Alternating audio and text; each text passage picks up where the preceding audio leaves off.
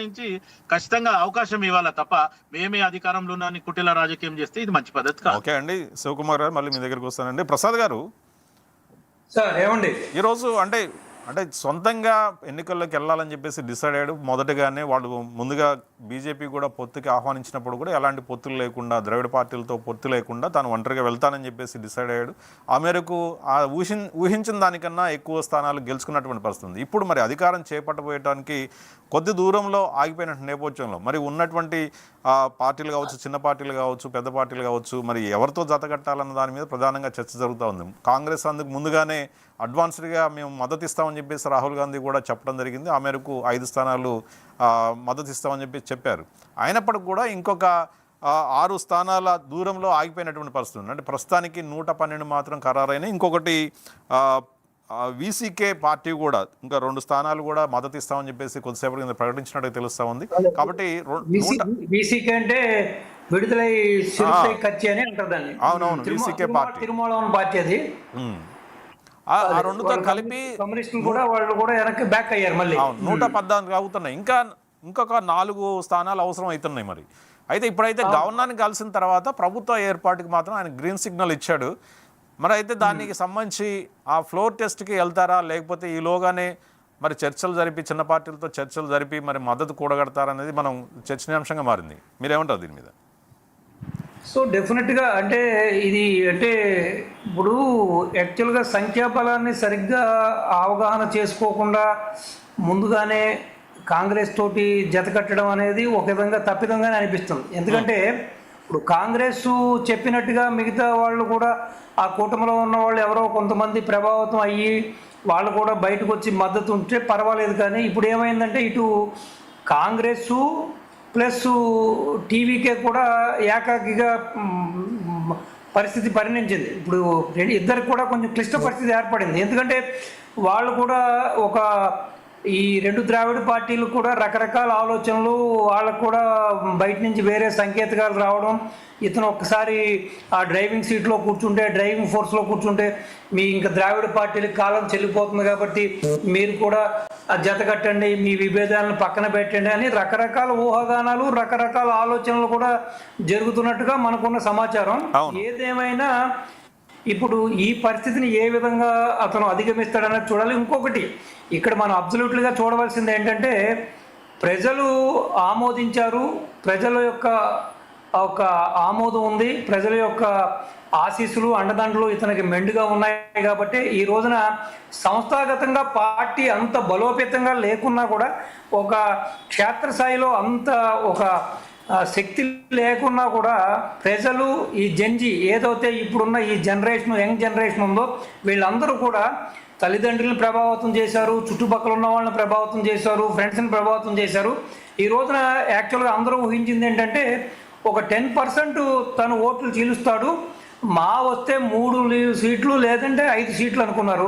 అది కొంతమంది విశ్లేషకులు 10 అన్నారు, 15 అన్నారు, 16 అన్నారు, 18 అన్నారు, 20 అన్నారు, 22 అన్నారు. కానీ తీరా చూస్తే అతను ఈ విధంగా ఈ 108 సీట్లు సాధించడం అనేది నిజంగానే చాలా గొప్ప విషయం. అంటే ఇక్కడ ప్రజలు ఒక్కసారి డిసైడ్ అవుతే వార్ వన్ సైడ్ అనే విధంగా కూడా ఈ రిజల్ట్ రావడం జరిగింది. అవును. ఇప్పుడు సపోజ్ మీరు చెప్పినట్టుగా ఈ పార్టీలు ఏదైనా కుట్ల యత్నాలతోటి, వాళ్ళ కుట్టిన ప్రయత్నాలతోటి ఇతన్ని ఇబ్బంది పెట్టి వాళ్ళ జతకట్టి తాత్కాలికంగా ఇతన్ని ఏదైనా నిరోధించినా కూడా ఆల్రెడీ ప్రజలు ఇతనికి ఆశీస్సులు ఉన్నాయి, అండదండలు ఉన్నాయి, ప్రజలు బలంగా ఇతను రావాలని కోరుకుంటున్నారు. కాబట్టి డెఫినెట్గా అటువంటి పరిస్థితి వస్తే నాకున్న అనుభవంతో నేను చెబుతున్నాను, డెఫినెట్గా ఒక 30 ఏళ్ళు రాజకీయంలో ఇతనే వెళ్తాడు, దాంట్లో ఎటువంటి డౌట్ లేదు. అంటే ఇప్పుడు కాంగ్రెస్ చేరింది, కాంగ్రెస్ కూడా 2కి చెడ్డ రేవళ్ళలాగా అయిపోయిందని రకరకాల ఊహాగానాలు చెబుతుంది. రేపొద్దున బహుశా ఈ సౌత్ ఇండియాలో కాంగ్రెస్ కూడా ఇతను ఒక స్టార్ కాంపెయినర్గా మారడానడంలో కూడా సందేహం లేదు. ఎందుకంటే ప్రజలు కోరుకున్నారు, ప్రజలు అతను కావాలనుకున్నారు, ప్రజలు అతనే సీఎం కావాలని కోరుకున్నారు. కాబట్టి ఈ పరిస్థితుల్లో తాత్కాలికంగా వీళ్ళు ఏదైనా అతన్ని ఇబ్బంది పెట్టి ఈ విధంగా అడ్డుకట్టేసి అతన్ని ఆ విధంగా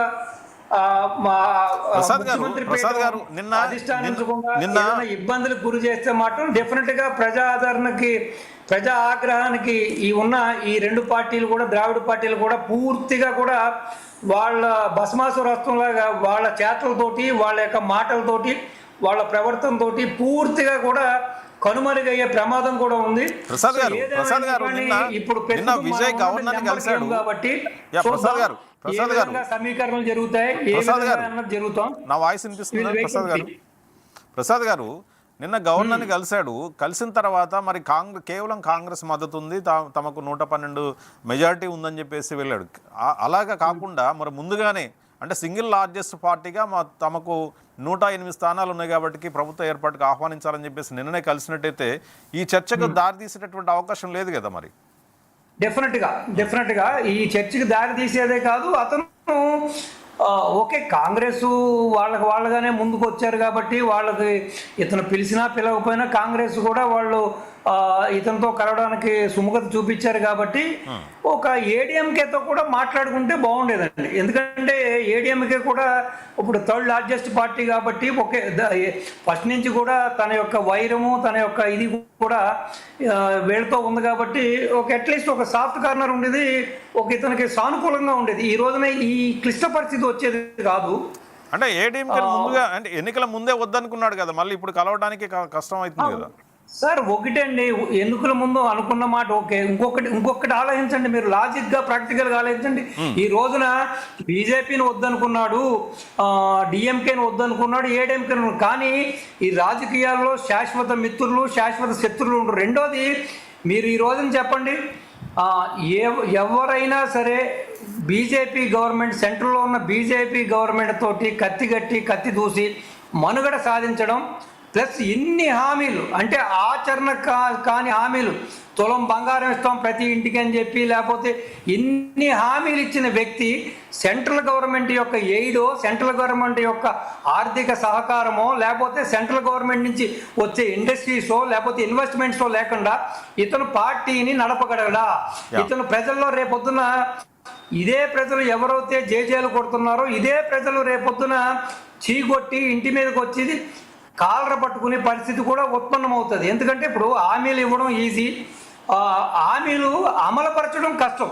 కాబట్టి ఎప్పటికైనా సరే అది ఏ పార్టీ అయినా, ఇప్పుడు రేవంత్ రెడ్డి గారు ఉన్నారు, రేవంత్ రెడ్డి గారు కూడా పాలసీస్ విధానంలో కానీ ఏదన్నా వాళ్ళకున్న విభేదాలతో కానీ ఆయన వ్యతిరేకిస్తున్నాడు. కానీ కొన్ని విషయాల్లో ఒక ప్రధానమంత్రిగా, దేశ ప్రధానమంత్రిగా ఆయన ఇక్కడికి వచ్చినప్పుడు ఆయనకి సముచిత గౌరవాన్ని ఇచ్చాడు. ఈయన కూడా ఆ విధంగా ఒక అనుచరణతోటే వెళ్తున్నారు. మరి కత్తులు దూసుకోవడం, లేకపోతే పోయిన కేసీఆర్ ప్రవర్తించినట్టు, లేకపోతే వేరే కొంతమంది ఇప్పుడు మమతా బెనర్జీ ప్రవర్తించినట్లు ఈవెన్ రేవంత్ రెడ్డి గారు కూడా ప్రవర్తించారు.